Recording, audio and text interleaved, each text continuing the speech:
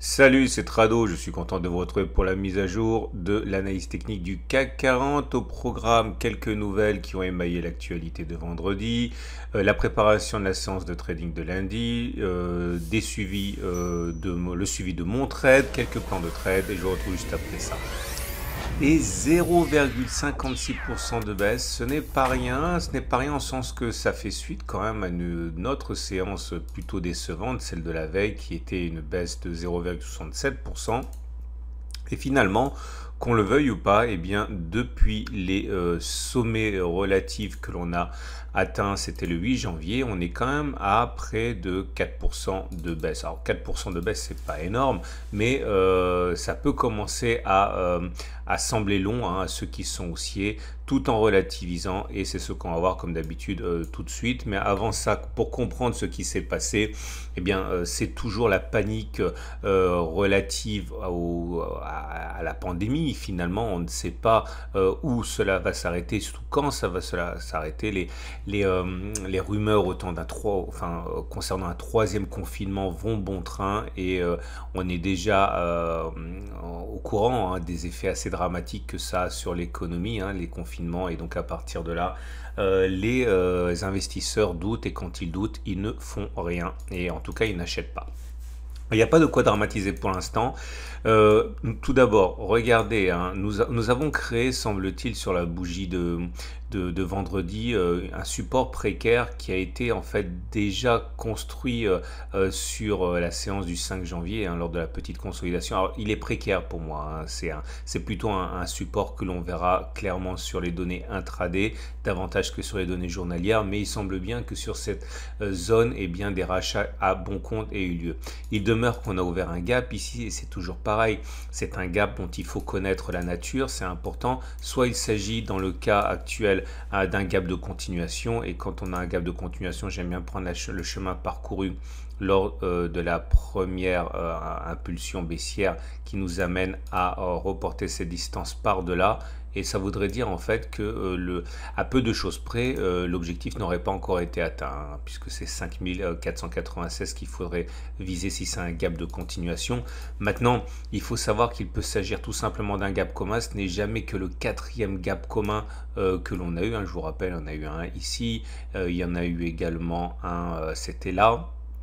Enfin bon bref, je ne vais pas tous les refaire. Là aussi c'est un gap commun, en sens qu'ils sont rebouchés rapidement. Et si ce sont des gaps communs, deux choses à savoir. Un, il va être rebouché rapidement, puisque par définition c'est ça un gap commun. Et deux, ça confirme qu'on serait dans une période de latéralisation. Et finalement quand on y regarde bien, depuis quelques semaines, on est dans une période de latéralisation. C'est tout à fait envisageable qu'on ait quelque chose comme ça. À noter également, parce qu'après je vais le faire disparaître, que on a une figure en biseau ici. On avait atteint l'objectif numéro 1, c'était sur cette bougie-là, c'est-à-dire le premier point auquel on a raccroché le biseau, enfin le troisième chronologiquement. Après, le deuxième objectif, c'était d'aller chercher le deuxième point, ça a été rallié ici. Le troisième objectif serait d'aller chercher la base du biseau, il y en a encore d'autres, mais bon, pour l'instant, deux objectifs sur trois ont été ralliés. On peut quand même regarder, et c'est important, hein, les Fibonacci, puisque finalement, je l'ai dit, on a perdu 4%, mais ce n'est rien de moins finalement, ou rien de plus que 50% de la progression qu'on a eu préalablement. Donc c'est encore une fois très très classique, hein, regardez. C'est peut-être ça qui explique d'ailleurs hein, la longueur de la mèche basse, hein, ceux qui se sont rachetés sur les 50% de Fibonacci.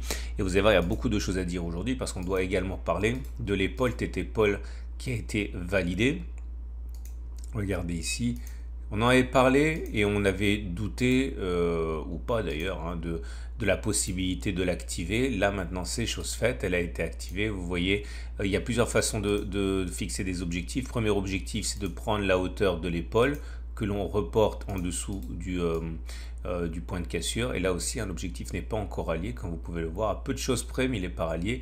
La deuxième technique, enfin pas la deuxième technique, le deuxième objectif sera de prendre la hauteur de la tête complète reporté en dessous de la ligne de coup. Et là non plus, vous voyez, on n'est pas au bout de nos peines, hein, si ça devait se manifester de cette manière. Par contre, je considère que l'épaule TT-Paul inversée à laquelle on a pu assister et celle qui nous a servi finalement à nourrir des espoirs haussiers, celle-là par contre je pense qu'elle est elle est invalidée, elle ressemblait à ça, vous voyez. Bon, c'est un peu brouillon, je vais enlever la deuxième. Vous voyez, alors là, on est à l'extrême limite de l'invalidation parce que pour l'invalider, encore une fois, en extrême limite, il faut une clôture en dessous de la deuxième épaule. Et là, on est passé en dessous de la deuxième épaule, mais on n'a pas clôturé en dessous de la deuxième épaule. Bon, certains diront que c'est mort, d'autres diront que c'est encore valable. Moi, je pense que c'est plutôt mort, hein. Et pour terminer, et c'est très important, la fourchette d'Andrews, puisque finalement, cette petite fourchette d'Andrews a parfaitement joué son rôle jusqu'à présent. Je vais mettre un peu de couleur, elle mérite bien ça. Et comme vous pouvez le voir, on va la mettre en rouge, c'est bien parce qu'elle est baissière. Et je vous rappelle que si vous voulez la même plateforme que moi, vous avez le lien en dessous de la vidéo. Et vous voyez, regardez comment on a assisté à un rejet des cours sur le haut de la fourchette d'Andrews. C'était sur la séance de jeudi. Et là, je vous rappelle que l'objectif naturel, c'est d'aller chercher la médiane. Donc par là. Alors, est-ce que ça veut dire pour autant qu'on peut trader cela? On verra ça plus tard. Non, mais parce que pourquoi non? Parce que l'objectif serait d'aller faire du 3% avec un stop loss. Ah bah si, je suis tout. Non, on en parlera plus tard.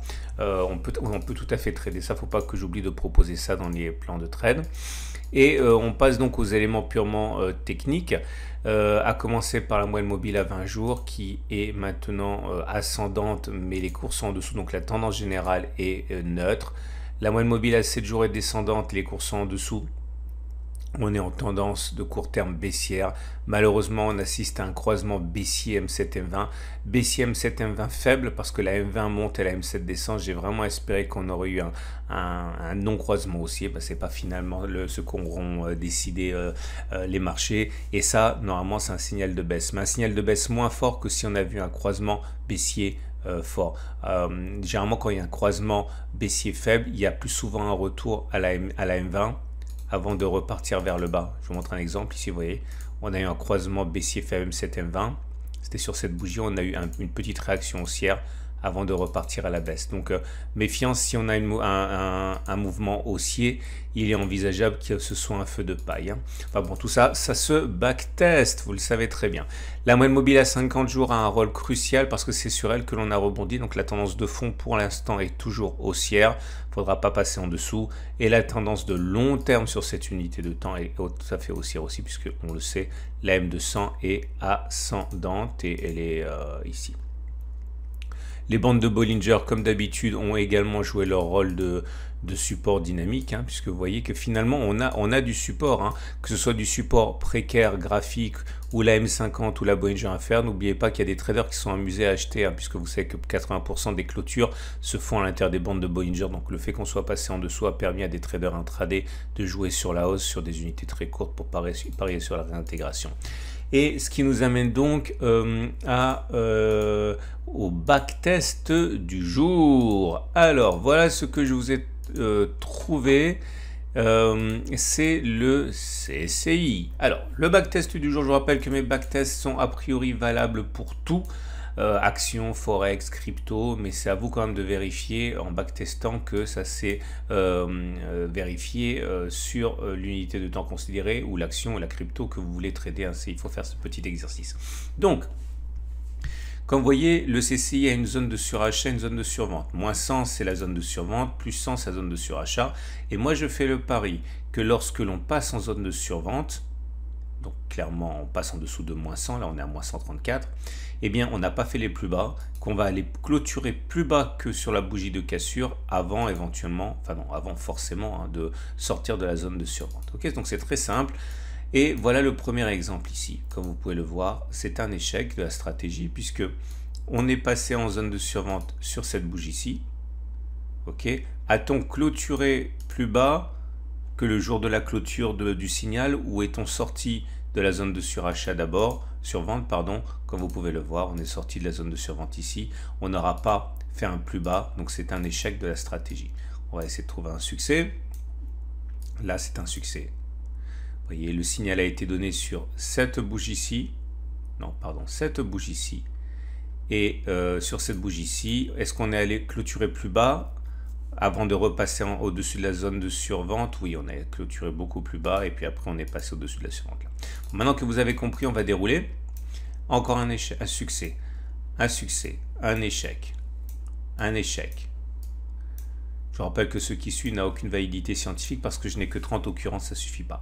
2 succès, un échec, un succès, un échec, un succès, deuxième, troisième succès d'affilée, un échec, 2 succès, 2 échecs, 3 succès, 4 succès d'affilée, 2 échecs d'affilée, 2, 3, 4, 5 succès d'affilée et ça y est, le compte est bon, on arrive à 30 occurrences et sur ces 30 occurrences, eh bien il y a 20 succès de la stratégie et 10 échecs de la stratégie, autrement dit un taux de réussite de 67%. Est-ce que ça veut dire que vous deviez dès vendredi soir ou lundi matin à l'ouverture spéculer à la baisse sur le CAC 40 à l'aide de CFD, de Futur, de Turbo 24, de ce que vous voulez? Non, évidemment non, parce que vous ne savez pas à quel moment vous rentrez, à quel moment vous sortez, à quel moment vous prenez vos pertes, à quel moment vous prenez vos bénéfices. Tout ce que vous savez en tant qu'analyste technique, c'est que acheter maintenant, c'est peut-être pas ce qu'il y a de plus logique à faire parce que statistiquement, on devrait clôturer plus bas que vendredi à un moment ou à un autre avant de repasser au-dessus de la zone de surachat, survente, pardon, et vous aurez sans doute de meilleures opportunités d'achat que dès cette bougie-ci. On enchaîne avec, tout naturellement, l'Ishimoku. Ah non, j'ai oublié, Price Action. Alors, cette bougie-là, elle est bonne en fait. Hein. C'est une bonne bougie parce que c'est ce qu'on appelle un pin bar. Un pin bar, c'est une barre comme ça. Une bougie avec une très longue mèche basse et un petit corps assez démesurément petit par rapport à la grande mèche. Il peut y avoir d'ailleurs une petite mèche haute, c'est pas grave, c'est surtout la mèche basse qui est démesurément longue. Ça ressemble à une punaise en fait, hein, d'où le terme de pin bar.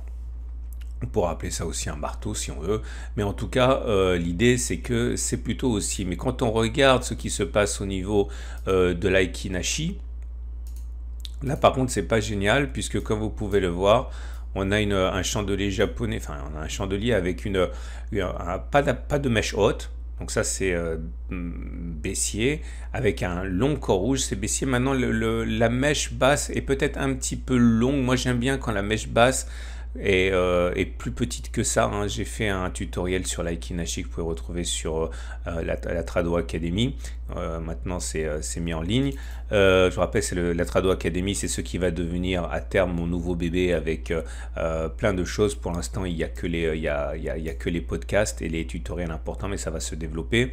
Mais en l'occurrence, c'est quelque chose qui n'annonce pas une hausse. Hein. C'est pas une vraie bougie, pas une bonne bougie, même si on pourrait envisager une bougie encore plus baissière que ça. Mais c'est pas bon. Et là, pendant ce temps-là, le Tree Line Break, hein, qui est vraiment une bonne technique, hein, continue de dérouler sa funeste œuvre, hein, puisque voilà, c'est le 4e bloc rouge qui se dessine et ça donne raison au backtest qu'on avait fait sur le Tree Line Break. C'était la semaine dernière. On revient au chandelier japonais et on a une situation où l'Ishimoku nous dit que c'est décevant et je suis le premier dessus parce que j'avais vraiment espéré qu'on aurait quelque chose de mieux que ça.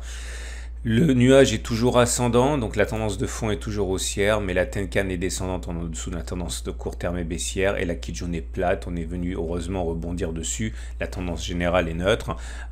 Prochaine zone de support, c'est tout ça en fait, hein. C'est à la fois la SSA, la Kijun, et puis il y a des plats partout, hein. C'est-à-dire, vous savez, dans le prolongement des courbes de l'Ishimoku qui font un plat, on a des supports, donc là on a un support, là on a un support, on a un plat de Tenkan qui traîne aussi, qui a un petit support. Bref, toute cette zone-là, en Ishimoku, il faut se méfier. C'est une zone de support, ça va être racheté, quoi, hein. Donc, il ne faut pas vendre la peau de la tendance haussière trop rapidement. Encore une fois, les plats sont des zones où les traders Ishimoku aiment bien rentrer, hein. Ce qui nous amène... Attention au twist, par contre, hein, parce qu'il n'y aura pas de miracle, hein. S'il y a un twist là, c'est la fin de la tendance de fond haussière, hein. Donc, il faut surveiller ça de près. Et on termine donc avec les trades du jour. Alors, les trades du jour. Si vous êtes haussier, vous pouvez espérer que cette petite zone de support précaire avec l'Ishimoku, avec tout ça, ça tienne, pourquoi pas. L'objectif, c'est d'aller chercher la prochaine résistance journalière. Je ne parle pas des résistances intermédiaires, je parle de la vraie résistance journalière. Bon, on va dire déjà que si on arrive à aller chercher la résistance journalière, on aurait un potentiel de 2,7%. Si on met un stop à 2%, voilà, on est, enfin, voilà, peut-être un peu plus, voilà, 2,3%. On est protégé par pas mal de supports, la Kijun, la SSA, le début de la zone de support, le support précaire. Bon, ça peut être pas mal, mais n'oubliez pas que tout ce backtest et on a vu qu'il y avait plus de chances pour qu'on continue de baisser, donc peut-être que vous aurez un meilleur point d'entrée en attendant un petit peu, en étant patient. Par contre, si vous êtes baissier, je vous rappelle qu'on a tradé, enfin ça a fait l'objet de backtest. Hein. De toute façon, vous pouvez aussi vous procurer, regarder le module correspondant sur les fourchettes d'Andrews et l'Ishimoku si vous voulez passer à vitesse supérieure. Donc si on prend la fourchette d'Andrews qui est là, je vous rappelle que plus souvent que l'inverse, on va chercher la médiane.